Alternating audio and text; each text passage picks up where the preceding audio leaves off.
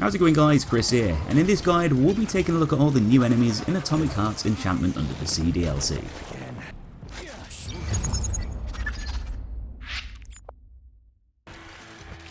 So Atomic Heart's Enchantment Under the Sea features a whole host of new funky robot variants and marine-based mutants, mainly taking place in an underwater facility, basically being the most Bioshock looking thing since, well, Bioshock. But we're kicking the list off with a new but fairly bog-standard Vova variant, which you'll encounter at the start and right the way through the DLC. These guys are the standard bearer variants, first found before you dive into the Neptune Research Centre, basically being flag-waving variants of the LabTech models, but being impressively skilled at using those flagpoles as melee weapons, which can be twirled around and jabbed forwards, giving them much more range than the other models. They're also just about as aggressive and energetic as those other variants too, still making them surprisingly deadly enemies to fight, pole vaulting their way forwards, forcing you to sidestep those far-reaching moves, to avoid being slapped in the face or skewered on the end of that spiky post. You'll find these very same Vova models in the underwater facility, though being robots programmed to be flag bearers, while not having access to any flags, well, this has forced them to improvise a bit, now using long spears with stingrays tied up to them instead, as you do. It doesn't matter what kind of flag these guys are waving though, the Vova's standard bearer is going to attack in the same sort of way, regardless of whether or not its weapon's got a pancake fish strapped to its end. It's not long before you'll be met by the first big boss of the DLC, which comes in the form of a giant roller skating prototype bot called Robogirl. Having a pair of wheels for feet gives this thing a lot of speed and agility, with it generally spending a lot of its time dashing around the arena, knocking you around with its massive legs, with the robot's face spinning around and changing expressions to indicate that it's ready enough for another attack. Because of how bloody fast this thing is, it might be best to use your whip ability on the Bachellas hovering around in the sky, helping you get out of the way a little bit easier and keep some distance between the boss. After surviving a bunch of attacks, the boss is literally going to need to chill out for a bit, with its overheated engine being exposed to cool down, allowing you to fire away at it to cause maximum damage. The real carnage begins when the boss jumps out of the arena and starts launching barrages of fiery bombs at you from its nipples. Not to mention a bunch of cars are going to get dropped on your head too from bumblebee carriers, and to top it all off, Robogirl can now blast you with some high-powered laser beams, forcing you to dive behind those wrecked cars to avoid getting fried to crap. Of course, you should be shooting away at that weak spot whenever it becomes exposed in between these attacks. Just don't get caught out by any nearby cars exploding as you do this. Rinse and repeat, and you'll turn the boss into scrap metal in no time. So the underwater facility might be home to several different marine-style mutants, which we'll take a look at very soon. But it's also home to a few new variants of the base game robots, one of those being the RAF-11. A Raffic model that's been given some dangerous tools, unlike its much more passive engineering bartending counterpart. The RAF-11 is a much more pissed off model, becoming hostile on sight, armed with a powerful bell-shaped energy gun, sort of looking like something that you'd expect to see in Ratchet & Clank. This thing produces waves and blasts of powerful energy, dealing damage while drastically slowing down your movements, even able to trap you in a massive area of effect bubble, applying these disruptive effects over a fairly wide span. Aside from that cannon though, the RAF-11 model's also got an extendable flail-type weapon built into its other arm too, making it extra dangerous and giving it even more range over the other model. This is charged up with electricity, just in case it didn't already seem deadly enough, and in combination with that hairdryer of doom, this makes her a much more combat-ready unit overall, that not only packs more of a punch, but can also be a real pain in the backside to come up against when you're surrounded by other enemies, with it disrupting your movement, thus making you much more vulnerable in a hectic fight. The Raffic isn't the only common robot to have a new makeover, with another variant of the Rotor Robot also featuring here too. These new ASD-31 variants might not look quite as sinister, given a yellow paint job and having those nasty arm blades removed, but they've instead been replaced by a pair of powerful water cannons, giving it a lot more range as it bombards you with loads of projectiles. Having a big water fight with these guys probably won't seem quite as bad as getting your head lopped off by one of their scythe-swinging brothers, but they do have a massive electrified drill on their backs too, which can be lashed around and jabbed forwards to knock you over, giving the robot a variety of attacks, both up close and from a distance. Shooting big tanks of fuel strapped to enemies is usually a pretty good thing to do in most games, and that's no different here. Putting enough hot lead into the robot's back canister will light it up and blast it to pieces, dealing significant damage to the ASD-31, which can help to make the rest of the fight a bit less troublesome. I'd highly advise doing that.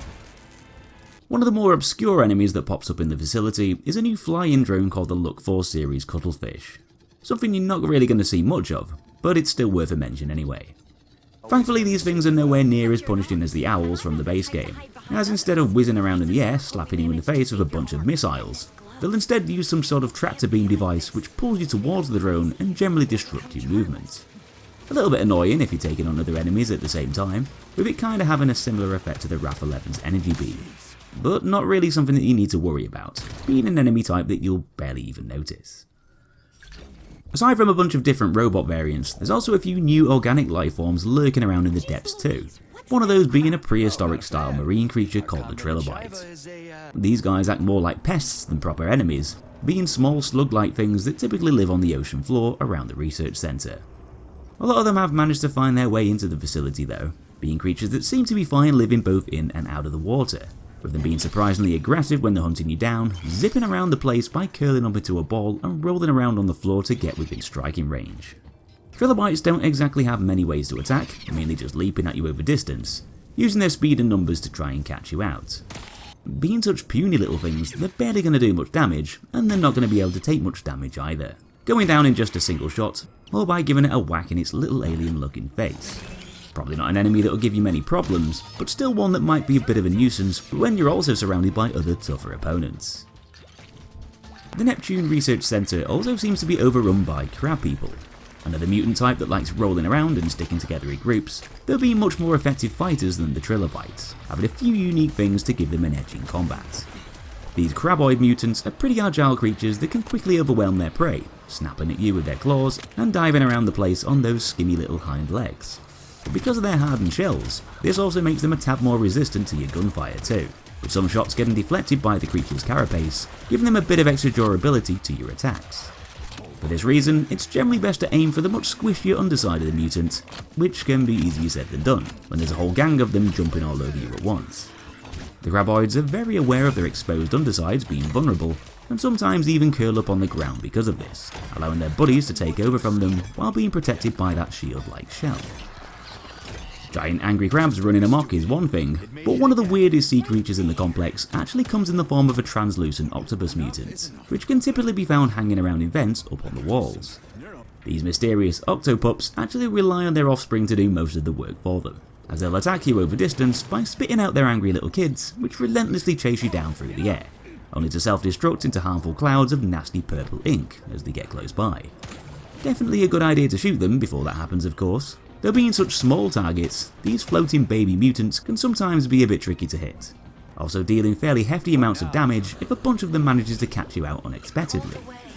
Octopups can navigate around the facility using the vent systems, usually squirming away and retreating after being shot a few times, only to re-emerge elsewhere to continue being a pretty crappy parent,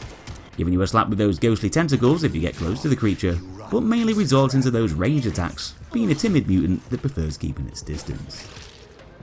Along with the standard Craboids, there's also a beefed up variant called the Craboid King, and as you'd expect from the name, these guys have a lot more power and are generally going to be much more of a menace. Sort of acting like mini-bosses, Craboid Kings are relentless buggers that act a lot like their smaller counterparts, but with having much more dangerous and disruptive attacks, charging around the place and going on a bit of a mad rampage, ramming you with its body and giving you a good whack with that massive claw to knock you down to the floor. It can chain together a bunch of these attacks to throw you all over the room, with them also literally firing balls of crap at you over distance, forming nasty corrosive pools on the floor.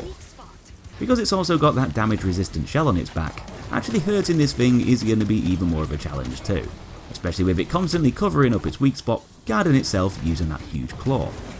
In between getting slapped all over the place, you'll want to take aim at the glowing orange blob situated on its front side, whenever you've got an opportunity to do so, that is. Not the easiest thing in the world to actually do, with the Craboid Kings being so hell-bent on bashing your head in, but enough firepower should eventually put an end to their spicy tantrums. With the DLC being full of angry sea creatures and robots, why not combine the two types together to create one hell of a mean boss at the end? A massive robotic eel called More4Y, or Moray, just so happens to be patrolling the underwater base, and will attempt to eat you alive if it sees you swimming around in its territory. Definitely advise staying out of those spotlights. You're obviously no match for the robot while you're gliding around under the water, but you will eventually get on a level playing field as the robot bursts into a chamber and vows to take you on face to face, with you now being in a far less vulnerable position, being backed up by all those weapons and abilities. Moray is going to attack in a wide variety of ways, bulldozing its way around the room and slamming into you, sending out loads of energy projectiles as it glides around above your head, and even blasting you with deadly laser beams as it rears up like a king cobra. You're going to dodge all of these different things while shooting at the glowing segments along the boss's body, with each one destroyed slowly chipping away fragments of its health. So around about when you pass the halfway point, Moray is going to boost the difficulty a little bit by blasting the ceiling and forcing a bunch of platforms to come crashing down on your head. Platforms that you'll now need to hop between to avoid getting toasted by all the electrified water that's suddenly leaked into the room. Powerful shockwaves can be sent out from the room's centre, with the boss ramping up its efforts with even deadlier attacks that are now more awkward to avoid, basically forcing you to use that new whip ability on the ceiling ornaments to prevent getting hit by everything that it throws at you. Definitely one of the trickier fights in the game, down to the sheer amount of stuff that you'll need to avoid, which also makes it a pretty satisfying one to win, when you finally bust that last weak spot. So if you've not already seen my guide on all the base game enemy types and bosses, then you might want to check that out next. The link for that video should be up on the screen now. Subscribe and check out my channel for more enemy guides, and thanks for watching. Have a great day, and I'll see you in the next one.